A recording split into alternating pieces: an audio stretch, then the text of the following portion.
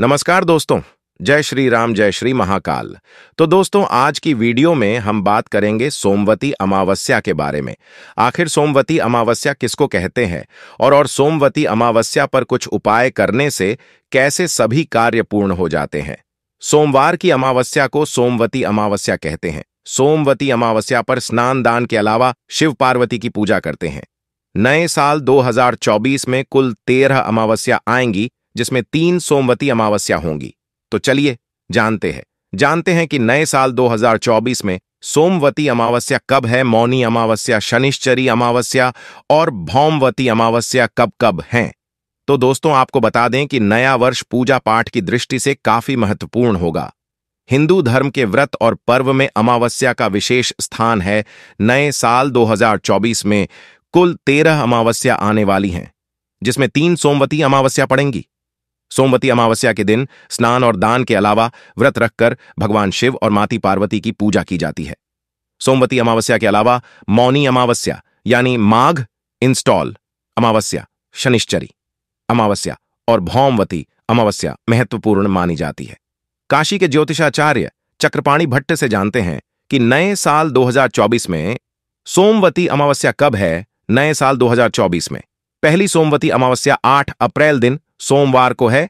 उस दिन चैत्र अमावस्या होगी। पंचांग के अनुसार पहली सोमवती अमावस्या की तिथि का प्रारंभ 08 अप्रैल को 3:12 AM से होगा और इसका समापन उस दिन ही रात 11:50 बजे होगा। साल 2024 की दूसरी सोमवती अमावस्या, नए साल की दूसरी सोमवती अमावस्या 2 सितंबर सोमवार को है।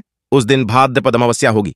दूसरी सोमवती अमावस्या की तिथि 2 सितंबर को 0521 AM से शुरू होगी और इसका समापन 03 सितंबर को प्रातः 0724 AM पर होगा। साल 2024 की तीसरी सोमवती अमावस्या नववर्ष 2024 की अंतिम और तीसरी सोमवती अमावस्या 30 दिसंबर सोमवार को है। उस दिन पौष अमावस्या होगी। तीसरी सोमवती अमावस्या 30 दिसंबर को प्रातः 04:01 AM से लेकर 31 दिसंबर को प्रातः 3:56 AM तक है। तो चलिए अब बात करते हैं फाल्गुन मास में पड़ने वाले खास व्रत त्योहारों के बारे में। 28 फरवरी बुधवार द्विजप्रिय संकष्टी चतुर्थी, 3 मार्च रविवार भानु सप्तमी, 4 मार्च सोमवार जानकी जयंती, 6 मार्च बुधवार विजया एकादशी, 8 मार्च शुक्रवार महाशिवरात्रि फाल्गुन, 10 मार्च रविवार फाल्गुन अमावस्या, 12 मार्च मंगलवार फुलेरा दूज, 13 मार्च बुधवार विनायक चतुर्थी, 14 मार्च गुरुवार मीन संक्रांति, 17 मार्च रविवार होलाष्टक का प्रारंभ, 20 मार्च बुधवार आम्ल की एकादशी, 20 मार्च बुधवार आम्ल की एकादशी, 22 मार्च शुक्रवार शुक्र प्रदोष व्रत, 24 मार्च रविवार फाल्गुन पूर्णिमा व्रत होलिका दहन, 25 मार्च सोमवार फाल्गुन पूर्णिमा का स्नान और दान, होली का त्योहार, चंद्र ग्रहण। और साथ ही आपको बता दें कि फाल्गुन मास की बहुत ही सुख समृद्धि वाला महीना कहा जाता है। महाशिवरात्रि तिथि पर भगवान शिव और माता पार्वती परिणय सूत्र में बंधे थे, अतः शिवरात्रि तिथि का विशेष महत्व है।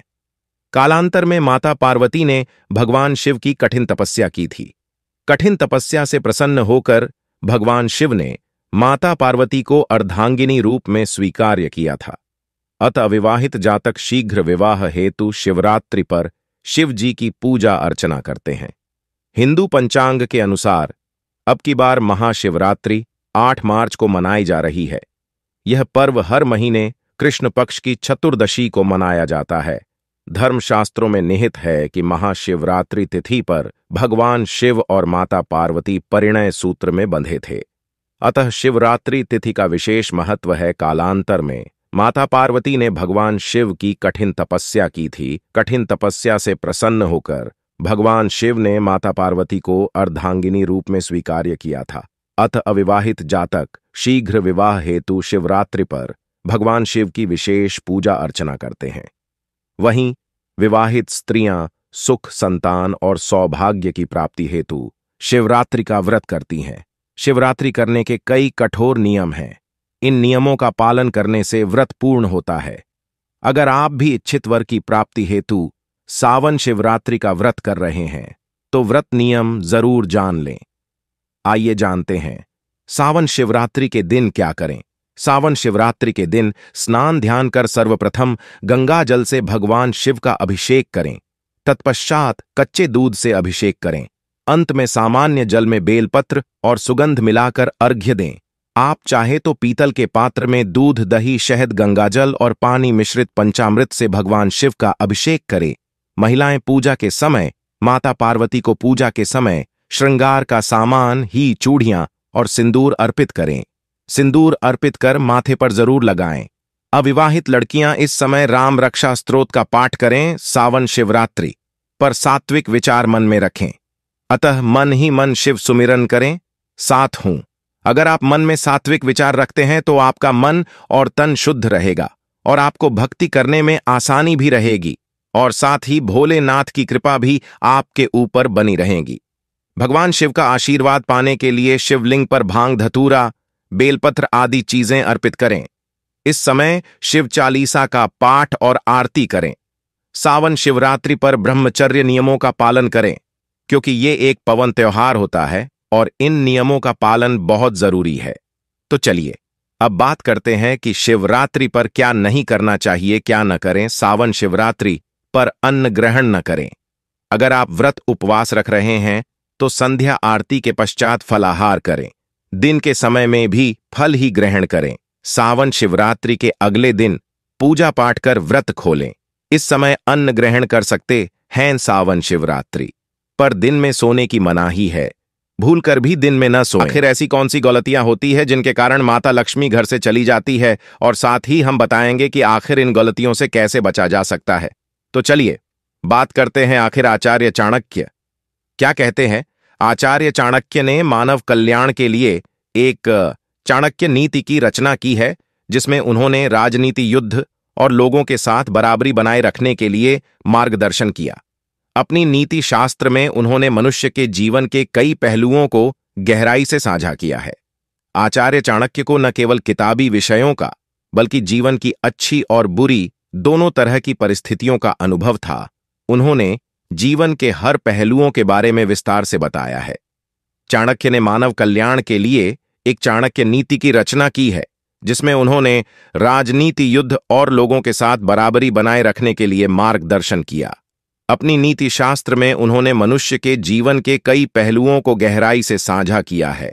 चाणक्य की नीतियां आज के समय में भी प्रासंगिक हैं। आचार्य चाणक्य ने अपनी नीतियों में गुणी इंसान के बारे में भी विस्तार से जिक्र किया है। उनके अनुसार व्यक्ति के अंदर कुछ ऐसे गुण होते हैं जो उसे सफल बनाते हैं, और मां लक्ष्मी भी ऐसे लोगों से प्रसन्न रहती हैं। चलिए जानते हैं इसके बारे में। अन्न का सम्मान।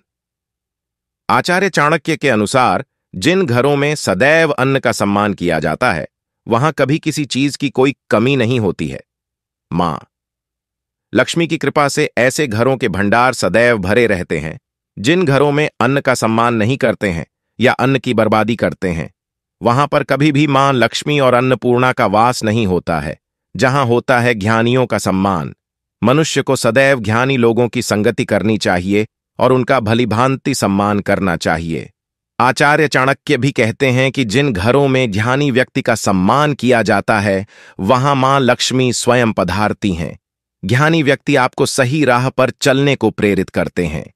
वहीं मूर्खों के कारण आप समस्याओं से घिर सकते हैं। घर की महिला का सम्मान।